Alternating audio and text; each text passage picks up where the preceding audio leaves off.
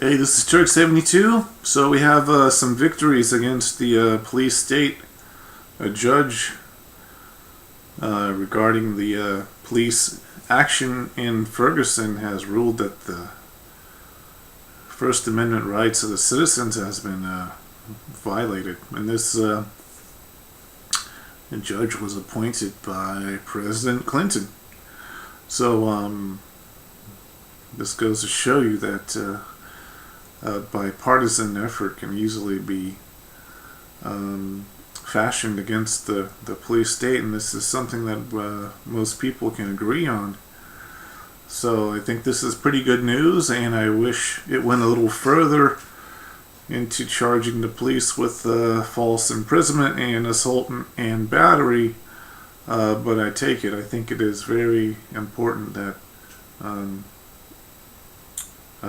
the police state efforts in Ferguson fail or backfire on them. I hope there are some false imprisonment and assault and battery charges to come. I think this is pretty much the only way that we can fight against this. I don't think any of our public officials are going to do very much against it at this point. So, but yeah, let me explain a couple things about Ferguson. Is that most of it appears to be many of the looters in there aren't actually from Ferguson. Now, I don't know if they've been paid to be agitators in this case, or if they're just acting as opportunists. But I don't want you to think that half the people in Ferguson are doing a free-for-all and doing a bunch of looting. So I don't want you to fall for that type of baiting. So yes, white people can be race baited too. I know a lot of people in Ferguson might be on welfare, and it's kind of a wedge issue, but don't fall for the baiting on this one. I think that's pretty important. So again, what I've seen from a lot of the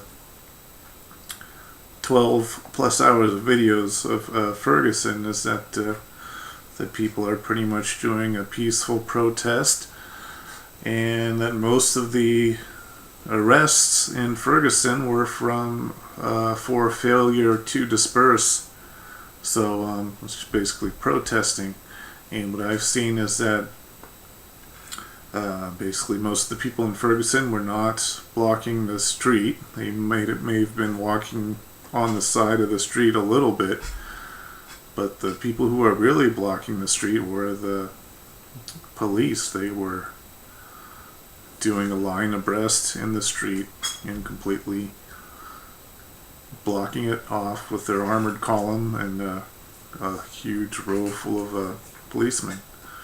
So hopefully this can be a sign of more things to come. I think social media is this probably wouldn't have happened without social media. This type of uprising against the police state. So we also have, this is a bit older news that I meant to get to earlier, is Eric Garner, the man who was arrested for selling individual cigarettes. His death was ruled a homicide. So if you remember, he was put in a chokehold. It might have not been, a full effective chokehold, but it was still a chokehold nonetheless, and then he was thrown to the ground, and then officers piled on him, and I believe his head was shoved into the ground. And I think many police officers don't realize how dangerous that is to people in certain conditions, and in some cases it seems like there is no escalation of force. They just automatically, when people are handcuffed and that there are enough policemen there that they will kind of dogpile on the person, put weight on the person's back and the head, and I don't appears to be a big training issue, and I don't think they realize how dangerous that is for people getting facial fractures, nasal fractures, possibly developing hematomas, and asphyxiation and dying. So this I believe there's a lawsuit for the death of Eric Garner to the tune of $75 million. And unfortunately, I think this is what it takes to stop these actions, and just a public awareness and social media and speaking out. There was also, I believe it was an 11-year-old girl or a school-age girl who had a cell phone. Maybe she was playing with it a little bit too much. A teacher wanted to confiscate it. The child did not relinquish the cell phone. The police were called, which was probably a bad idea. And apparently the girl was